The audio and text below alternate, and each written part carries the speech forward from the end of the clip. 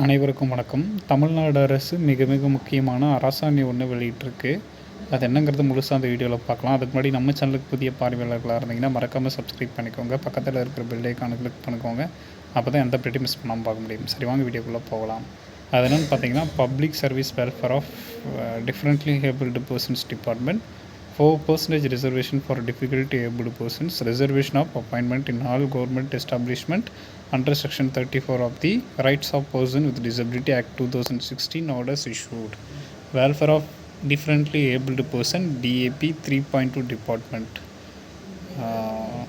அதாவது என்ன நாள்னு சொல்கிறேன், டேட்டட் 30/5/2017. அந்த டேட்டில் எதுன்னு ஆன விஷயத்தை மறுபடியும் இது பண்ணி போட்டிருக்காங்க. இதில் என்ன சொல்ல வந்திருக்காங்க இந்த அரசாணையில் அப்படின்னு பார்த்தீங்கன்னா, தமிழக அரசு வேலை வாய்ப்புகளில் கவர்மெண்ட் வேலையில்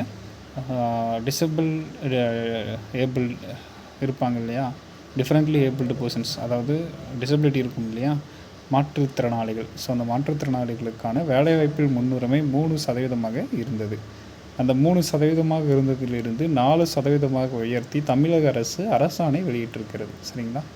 மாற்றுத்திறனாளிகளுக்கு 3%லேருந்து 4% இப்போ மாற்றி பர்சன்டேஜ் இன்க்ரீஸ் பண்ணி அரசாணை வெளியிட்டிருக்காங்க. சரிங்களா? மேலும் இது மாதிரியான டிஆர்பி மற்றும் பள்ளிக்கல்வித்துறை சார்ந்த உடனடி தகவல் மற்றும் அப்டேட்டுகளும் நம்ம சேனலோடு இணைந்திருங்கள். ஸோ டிஆர்பியில் இருக்கவங்க எல்லாருமே தெரிஞ்சுக்கணும் அப்படிங்கிறதுக்காக தான் இந்த அப்டேட் உங்களுக்காக. நன்றி.